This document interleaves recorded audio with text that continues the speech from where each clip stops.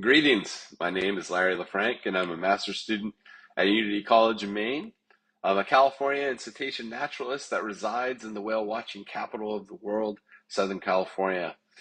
My undergraduate is in environmental science, and my master's will be in wildlife management and conservation.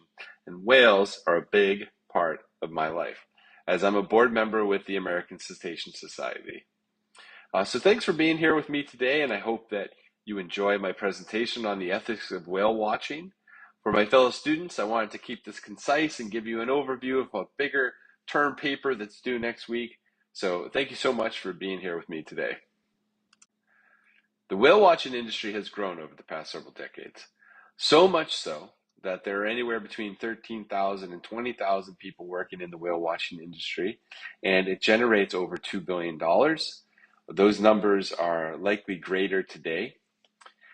There's been a significant change in attitudes towards cetaceans the world over since the 1960s, kind of like what we were saying. People began to realize that there's something more to these creatures. People began to see images of mothers protecting their calves from whalers and hearing the amazing songs of the humpbacks that sing to each other. They have forever changed our approach to cetaceans.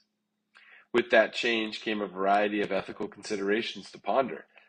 We will examine the ethical theories surrounding the whale watching industry.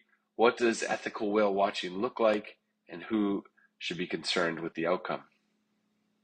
Today, the National Oceanic and Atmospheric Association, NOAA, has regulations that prohibit being closer than 100 yards from whales kind of in general, 200 yards away from humpbacks and orca, and 500 yards away from the North Atlantic right whales that you may have heard a lot about recently in terms of lobster trapping that goes on there off the coast of Maine.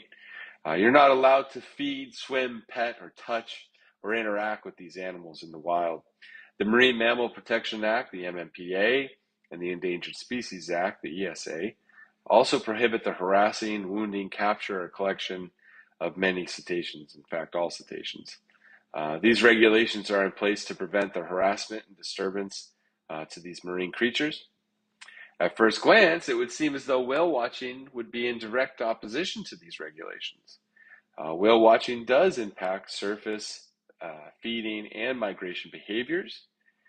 There are accounts of whales changing swim patterns because of the presence of whale watching boats, as well as feeding behavior changes, which is really alarming. Whales and dolphins are intelligent. They have complex social structures, the ability to reason, remember, and problem solve. They even play, which is often associated with intelligence. Anthropogenic actions have caused devastating loss in the numbers of these ocean giants. With the MMPA and other legislative actions, their numbers are returning, but now face a new anthropogenic concern, that is whale watching. That is, if ethics and science are not considered when it comes to whale watching. Much like the relationships that humans have with terrestrial nature, we have a dynamic with marine nature. We are forever connected to the oceans as they impact our food, our weather, transportation, and the inherent beauty of the oceans are constantly connected with our everyday lives. No matter where you live, the ocean has an impact on you. Once we determined that whales were of intrinsic value, we started to apply various ethical theories around them. We started to ask, is it ethical to whale watch? What does ethics say about our own norms and values? What about the ethical considerations of a cetacean's well-being? What challenges do cetaceans face because of our enamor and curiosity with them? As we know, whale watching affects the behavior of cetaceans. This means that whale watching can have a negative effect on cetaceans, but it can have a positive effect on people and the economy. So at what point do we take our ethical theories to? Liberal individualism focuses on the freedoms of an individual and their right to pursue economic and personal freedoms. Utilitarian views state that the greatest number of good outweighs the negatives associated with the cause. So if the majority of people enjoy whale watching and a few people don't, that's where we get that. Whereas deontology focuses on the right or of a moral obligation. And care ethics highlights the moral sentiment behind an action or the empathy behind an action. Captain Dave's Dolphin Safari in Dana Point, California states that whale watching is ethical when we know we are accepted into a pod. So we need to take a deeper look at what that means. I've singled out Captain Dave's because of multiple firsthand experiences I have with that organization.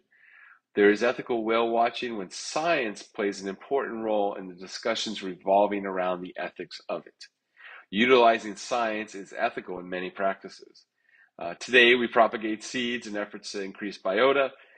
We create habitat for pollinators and birds, and we even build wildlife bridges to prevent highway collisions. And many cetacean species themselves have benefited from anthropogenic campaigns to protect their waterways and areas where they're found. We have utilized science to habituate conservation acts, right? These are everyday occurrences. Whale watching is and will be no different in the efforts of science and ethics. So we need to apply that to whale watching. Whatever your stance on whale watching is, you have the right to apply any and all theories to the activity. Through the lens of science and the tools associated with it, we make the argument that care ethics is the most applicable to whale watching. Compassion and empathy for whales has been seen in recent years, like we've mentioned.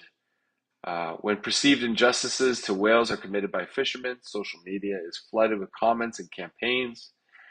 Marine and ecotourism is booming with school-aged kids and vacationing parents spending hundreds of dollars on a chance to see an awe-inspiring whale. Dolphins bow ride and enthrall whale watchers, and many cetaceans enjoy human interaction, but anthropomorphizing these creatures might be the very thing that saves them. In closing, most of the time I would take a more pragmatic approach to this and apply a different ethical theory, one that's less feel and more data-driven. But working closely with whales and those that whale watch, I can tell you it's the empathy of care ethics that has potentially saved hundreds of thousands of whales, and I'm not exaggerating on that number.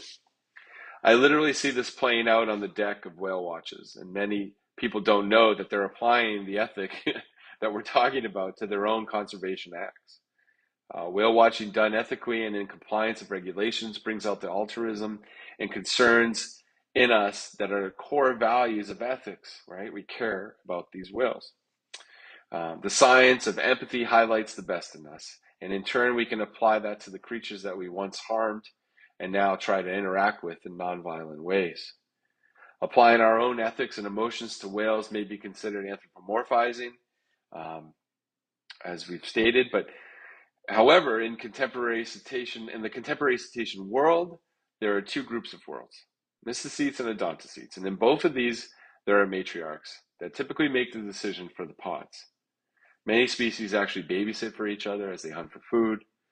There are social structures to the families, and there are even altruistic cases of humpback whales defending gray whales from orcas, from killer whales, if you can believe that. Many of these characteristics sound incredible and eye-popping to the everyday whale watcher, but in the end, many of these characteristics actually sound human.